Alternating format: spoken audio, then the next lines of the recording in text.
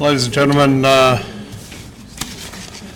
it's a pleasure to welcome you here this morning to celebrate the launch of the full-scale operations of the Australian National Institute of Public Policy. We're particularly pleased to be able to welcome back Senator Kim Carr, Minister for Innovation, Industry, Science and Research, who was here, of course, on the day that the then Prime Minister, Kevin Rudd, announced the establishment of ANEP in May of last year. I'd also like to recognise Professor Stephen Parker from University of Canberra, Adam Graycar, who's the Dean of the Australian National Institute for Public Policy, senior leaders of the Australian Public Service, including Mark Patterson, who's the Secretary of the Department of Innovation, Industry, Science and Research, Alan Fells, who's the head of the Australian New Zealand School of Government, and of course all of the rest of you as well. Today we meet in the Sir Roland Wilson building. Sir Roland Wilson was an eminent Australian public servant. He's highly regarded for his role as Secretary of Treasury from 1951 to 1966. He's given his name to the building in which we meet today, but also to the Sir Roland Wilson Foundation at the ANU, and that foundation will support APS candidates for 3 PhD scholarships a year starting next year. Today also marks the commencement of the ANEP Executive Short Course Program. ANEP will this week welcome its first group of public servants as they begin courses in areas such as economics and demography, public policy, innovation and strategy, and Indigenous Australia. These courses harness the expertise of ANU academic staff, especially from the Crawford School and the Centre for Aboriginal Education Economic Policy Research. 31 courses are on offer, with 550 APS staff attending from 22 different government departments and agencies. These courses will help APS staff learn and grow in their jobs and establish networks which will be invaluable throughout their career. The courses have been arranged so that staff can meet people from different departments and identify with common themes and experiences across the public service. ANEP is about breaking down the barriers between public servants and academics and boosting the quality of public policy. We face many highly complex public policy challenges and we need the best brains on the job to tackle them, and that's what ANEP is about, bringing them all together, informing them and making a difference to the way Australia operates. We're pleased to, obviously we were pleased in May last year to host ANEP at ANU, or to have ANEP as part of ANU, in part because of what we are, because of what we are as the National University, and partly because of the role that's been set out for us over many years now, indeed since our inception, about our relationship with government, about our relationship with the APS, and about a particular brief to do particular things that are specifically important to Australia and are not necessarily going to be supported in institutions where the academic profile, the discipline profile, is driven very much by student enrolment patterns. So we can do things differently. We try to do things differently. Of course, we try to do things better, but we do try to do things differently. And our unique location, a unique set of relationships and our expertise does enable us to look forward to a long and close association with the APS under the ANEP umbrella. So, ladies and gentlemen, for a whole host of reasons, it's now my pleasure to invite Minister Carr to address us on the topic of talent for bureaucracy.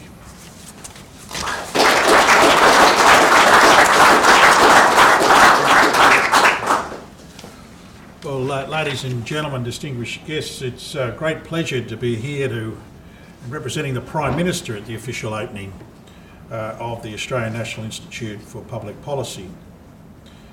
Can I begin by paying tribute to the senior staff of the Australian National University, particularly the Vice-Chancellor, Professor Ian Chubb, for their hard work in making this day possible.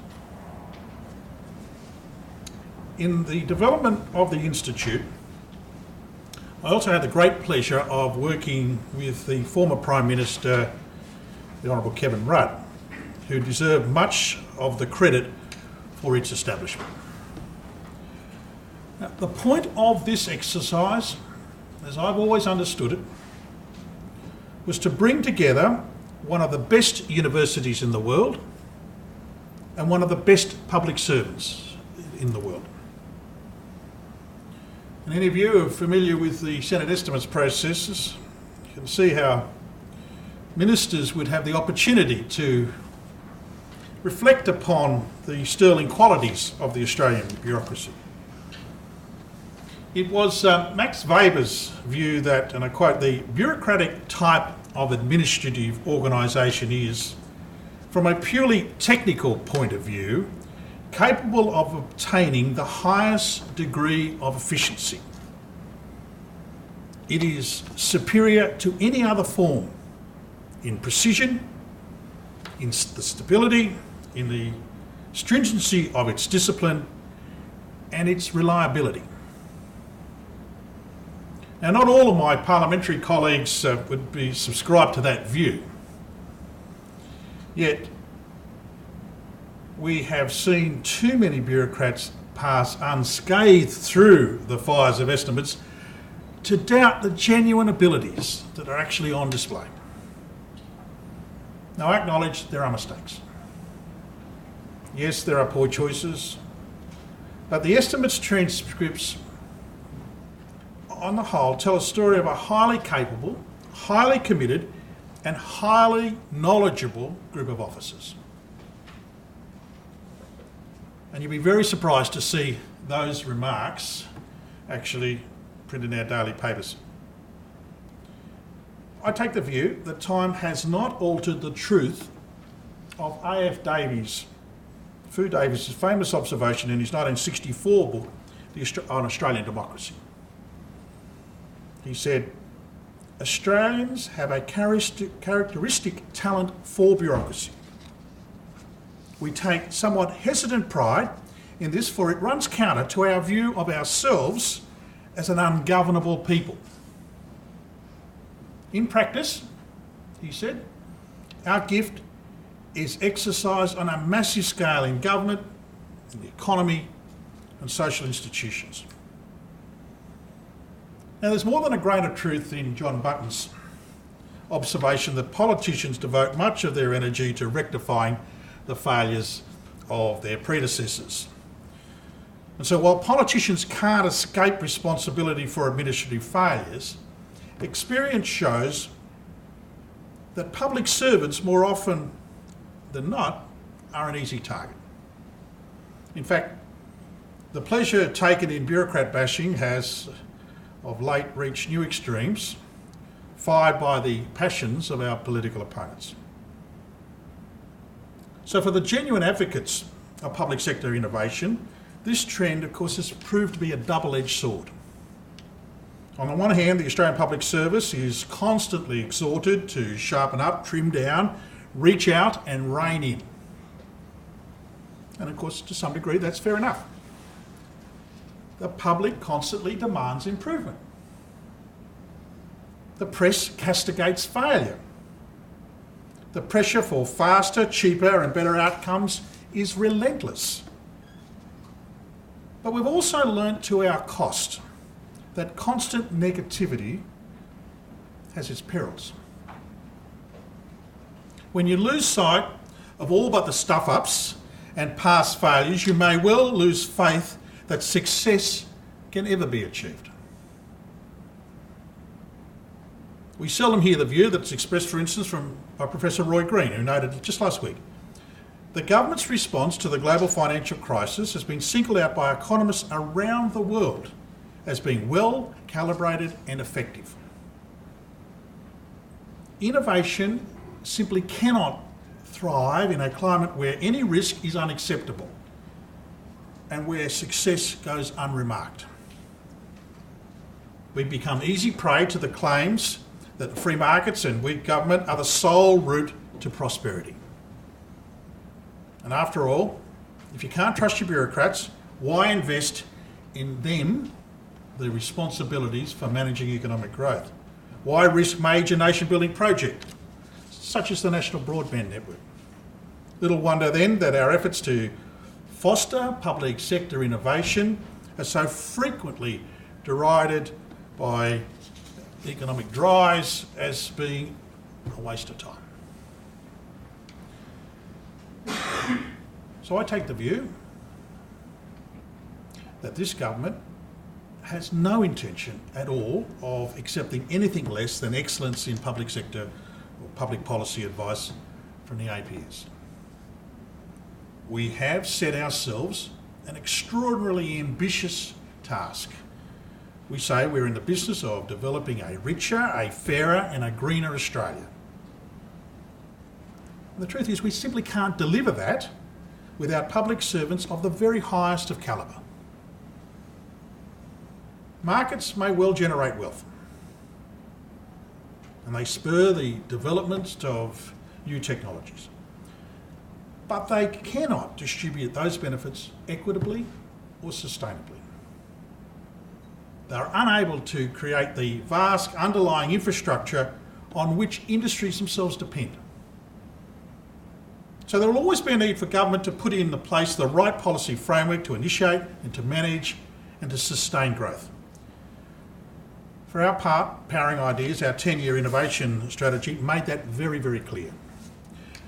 We saw that we had to take serious action to bolster the innovation performance at the enterprise level.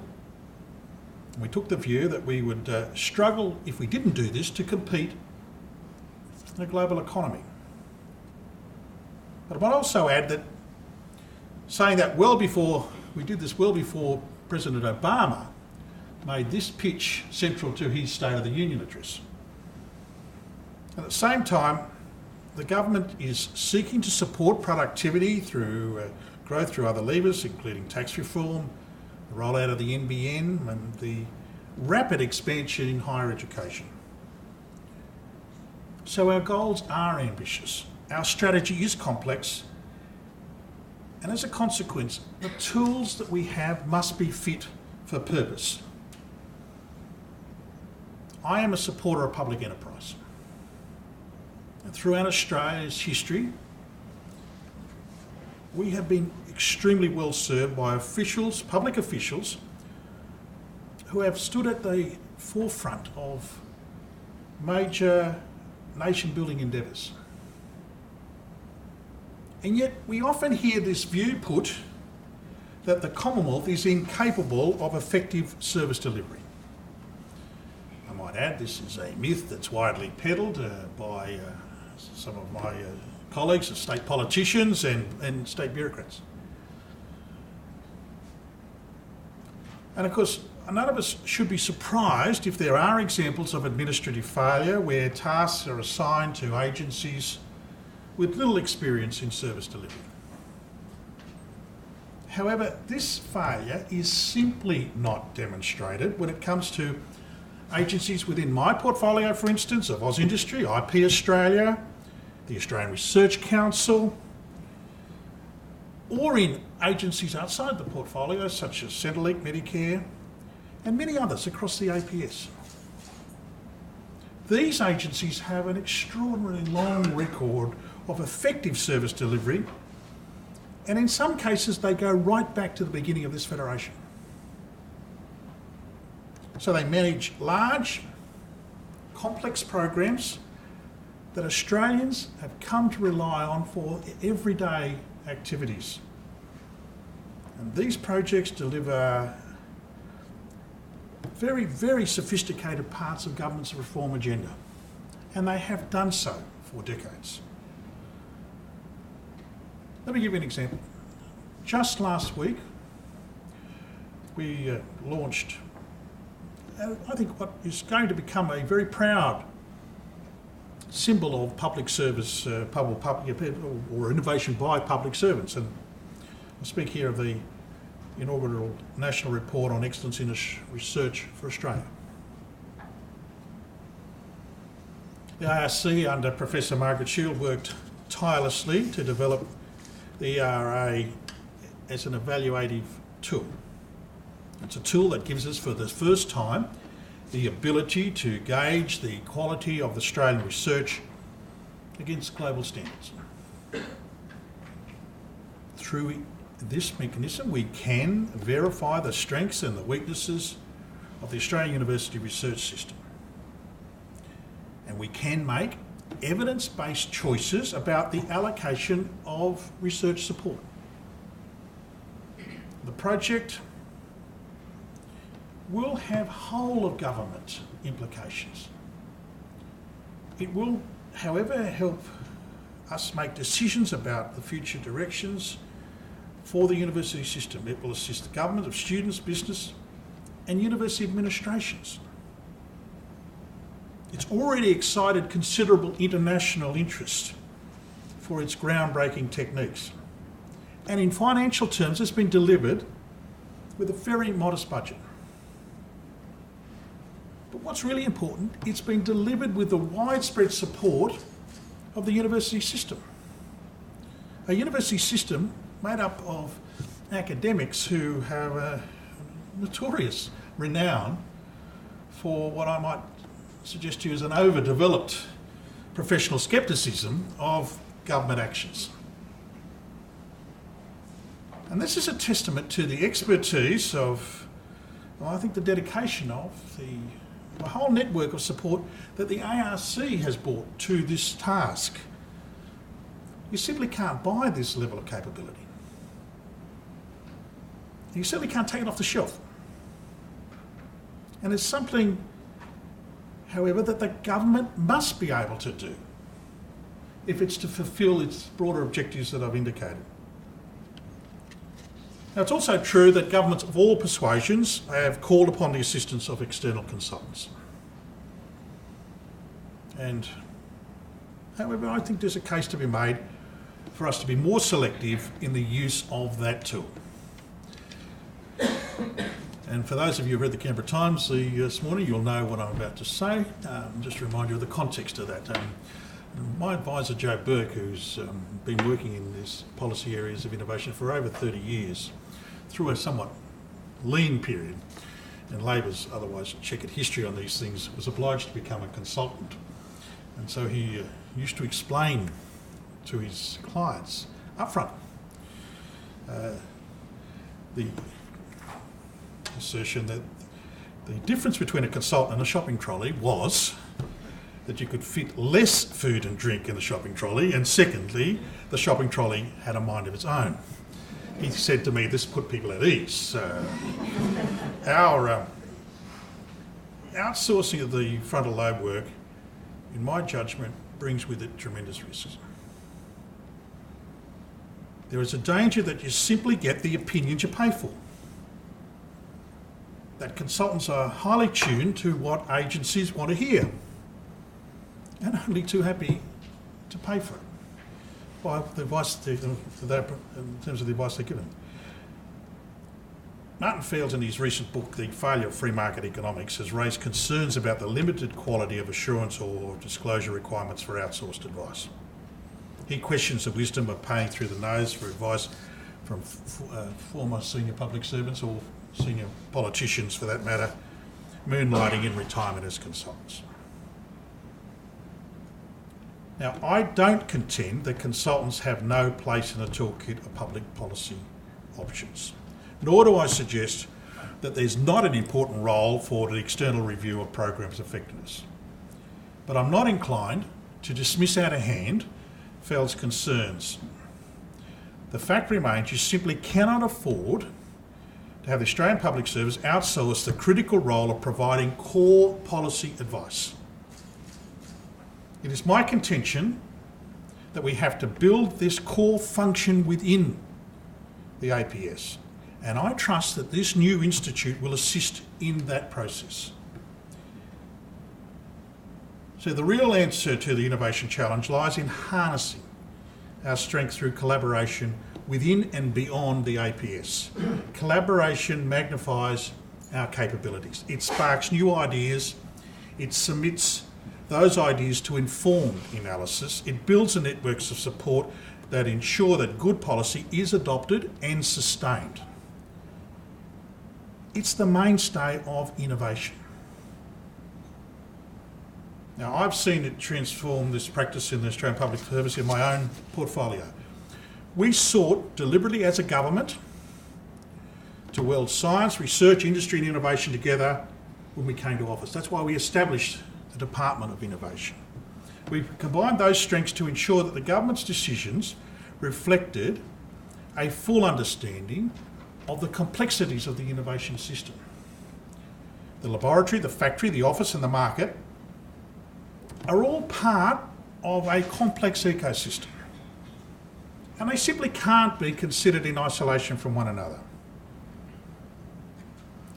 And it is that rich understanding that has enabled us to produce powering ideas. So I remain passionate about our abilities to achieve cultural change through the APS. My period as a Shadow Minister of the Public Service and for Public Administration only strengthened my resolve on this question. The scale of the exercise is considerable. We need the right tools and we need an unswerving dedication to quality if we are to make a genuine difference.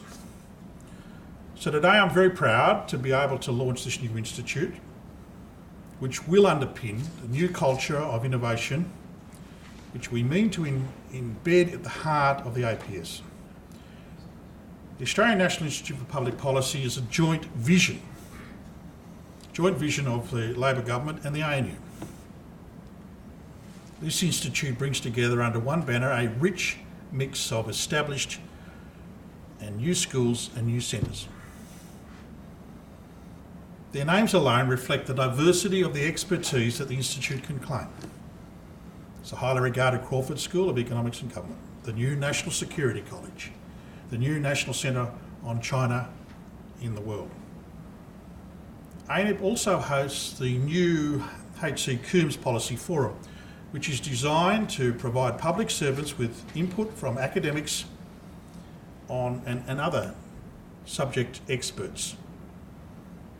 It will promote public involvement in policy debate, and it will, I think, catalyse the interdisciplinary research in areas of critical national need. The Commonwealth's investing $110 million over the next 4 years on this project.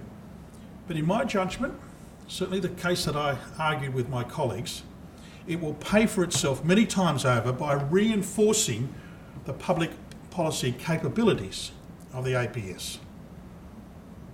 I trust it will save more than a few dollars in consultancy fees along the way. This is a truly national institution. And I want to use that term not in the Victorian sense of the word, by the state of Victoria I refer to there. It will build on the mission of the ANU, and I quote, to advance the cause of learning and research in general and to take its rightful place amongst the great universities of the world. The link between universities and high calibre public policy agency has been understood for generations. Today, that tradition is exemplified in the Harvard Kennedy School in the United States, which is probably regarded as the world's preeminent public policy institute. The school's mission is simple: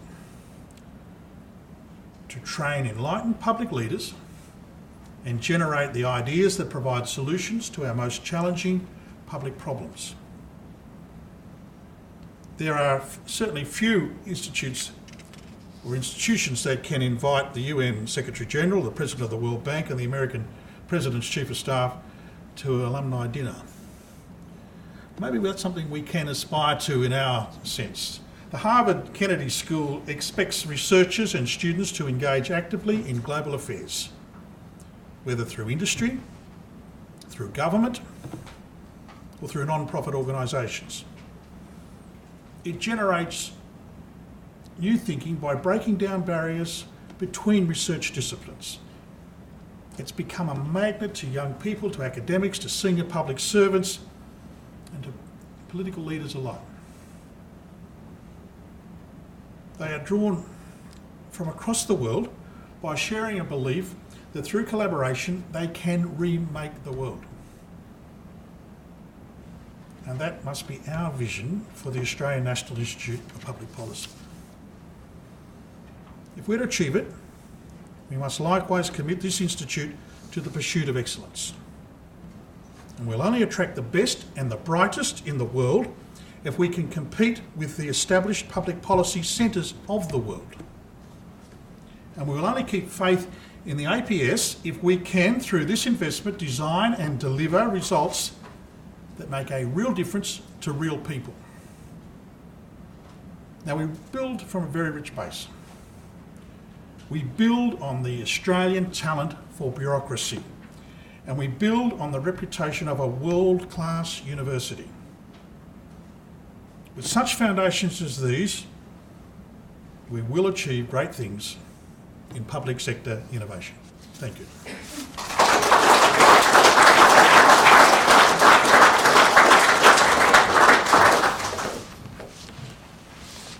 Did you want to take some questions? Yep, ready? Yep, just pressing. Our colleagues, the Minister will happily take some questions. Are there any? Is there a consultant in the room? I should say that the punchline, the two punchlines that you use are usually attributed to Vice-Chancellors. And just as the government can't do without a few consultants, no university can do without a Vice-Chancellor either. So Pleased to hear that. it just it proves it. No questions? Adam? I had a question. It sounds like, yes, Dorothy? You mentioned, Minister, the Harvard Kennedy School and the very great excellence that it has. One of the characteristics of the Harvard Kennedy School is a continual movement back and a lot of movement back and forth between government and academia. We don't seem to do that nearly as much in Australia. Do you have any thoughts on how we might facilitate that sort of movement to make sure that the academics know about reality and the public servants know about knowledge and theory? Can I put it to you broader than just academics? Also within industry as well? There are very few of our senior secretaries at the moment that I might say that had experience or extensive experience in private industry. And my secretary is one of those. So I'd put it more broadly. I think we've got to facilitate the secondment of people through the universities and through to private industry, and of course we've got to seek greater levels of engagement with the broader community within the public service. And I think it's not beyond the wit and wisdom of people here to do that. Another one? I think you're off the hook, Minister. Thank you very much. Thank you very much.